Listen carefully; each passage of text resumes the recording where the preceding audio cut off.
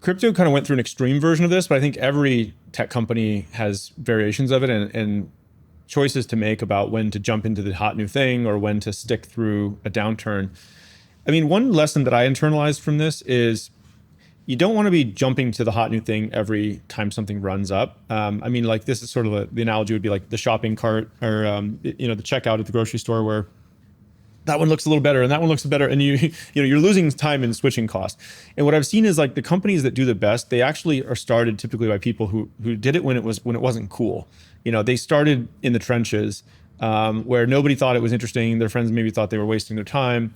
And then when it did hit an inflection point, they were well positioned to ride that wave up. So I think Coinbase is an example of that. OpenAI is a good example of that. They started when it wasn't cool. Like once the thing is off to the races and you're like the 14th company who comes in, I think it's a lot harder to differentiate. And then when things go on the downturn, people bail. And it's like the exact wrong time. You should do the inverse.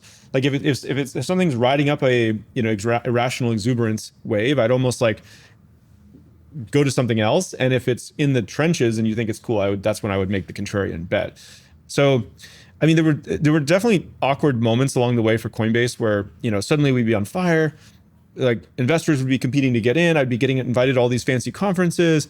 I remember, and then in the downturns, I'd sometimes get uninvited to these cool parties and fan conferences. And then, I remember one reporter at a conference asked me one time, like, now that crypto's over, like, what are you going to do next? They asked what are you talking about? And I was like, yeah, I don't think it is over, but it was an awkward question on stage. That's good.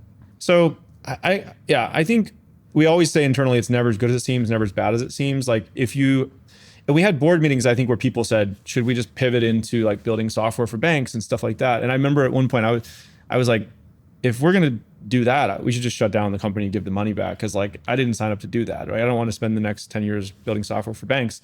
We're trying to build an open financial system. And so people later credited me of having like incredible foresight that it would go back up. And really it was just me being stubborn. Like I just didn't want to work on bank software.